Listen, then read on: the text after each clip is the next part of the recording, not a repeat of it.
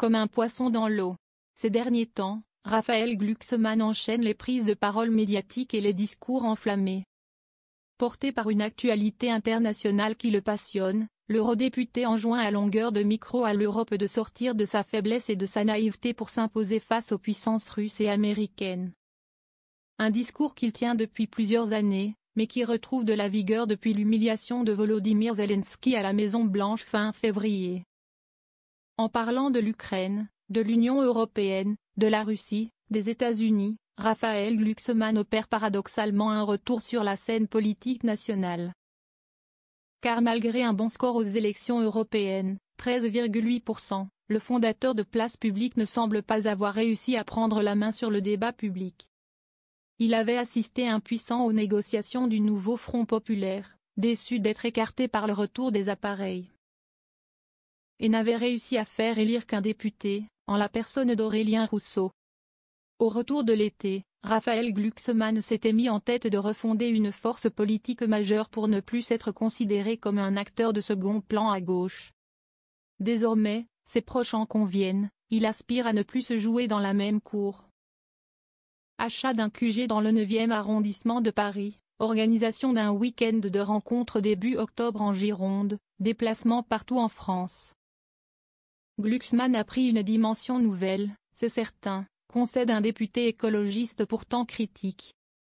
Il est en phase avec une partie de l'électorat de gauche qui demande à la fois un renouvellement du personnel politique et un retour aux sources programmatiques. Pas en phase avec les aspirations profondes.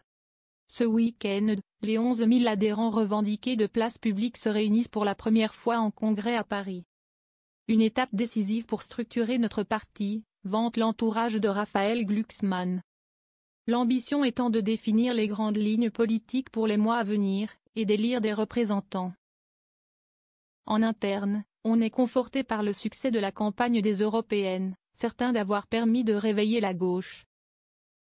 Même de grands fauves socialistes comme Anne Hidalgo ont songé, ces dernières semaines, à rejoindre l'aventure. Mais l'ancien essayiste, arrivé sur le tard en politique, a-t-il des chances de transformer ce succès en grand destin politique ? Certains de ses amis lui reprochent de rester trop en retrait du débat national, de se désintéresser des sujets économiques et sociaux, de ne pas formuler d'idées nouvelles. De ne parler que d'international, ce qui n'est pas forcément le plus vendeur ni le plus concernant pour des électeurs qui attendent des réponses sur leur pouvoir d'achat ou l'accès aux soins. Glucksmann a du talent mais il n'est pas suffisamment en phase avec les aspirations profondes du pays pour prétendre le représenter, grince un écolo. De nombreux concurrents. Au printemps dernier, un échange épistolaire nourri avait opposé Raphaël Glucksmann à François Ruffin. Était alors ressortie la phrase du premier, prononcée en 2018, « Quand je vais à New York ou à Berlin, je me sens plus chez moi, a priori, culturellement, que quand je me rends en Picardie ». Dans une longue note de blog, le député de la Somme avait méthodiquement déconstruit la stratégie de l'eurodéputé. Vos propos, ces derniers temps, me paraissent pour de bon hors-sol, déconnectés, sans ancrage. Avant d'englober son interlocuteur dans cette élite qui avance, avec arrogance et inconscience. Autre écueil ciblé par ses détracteurs, un embouteillage d'ambition sur le créneau social-démocrate. De fait, l'ex-tête de liste aux européennes partage de nombreux points d'accord avec Carole Delga, Karim Bouamrane, François Hollande et Bernard Cazeneuve qui sont quasiment tous de possibles candidats à l'élection présidentielle. L'obsession de Raphaël Glucksmann est actuellement de structurer son mouvement pour en faire une machine de guerre capable de se mettre en route dès les prochaines élections. A fortiori si Emmanuel Macron provoque une dissolution de l'Assemblée nationale à l'été, ce à quoi l'ex-essayiste entend se préparer. Son mouvement planche donc actuellement sur un programme en bonne et due forme. L'inconnu du PS. Mais le député européen devra composer avec plusieurs obstacles sur sa route. Et quelques inconnus.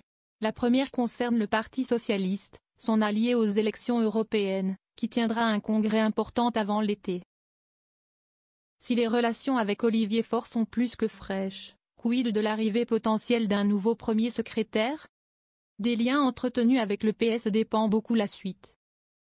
Nicolas Mayer-Rossignol, opposant à l'actuel patron des Roses, promet par exemple de dessiner un nouveau rassemblement de la gauche, qui inclurait Place Publique, mais qui se ferait sans la France insoumise.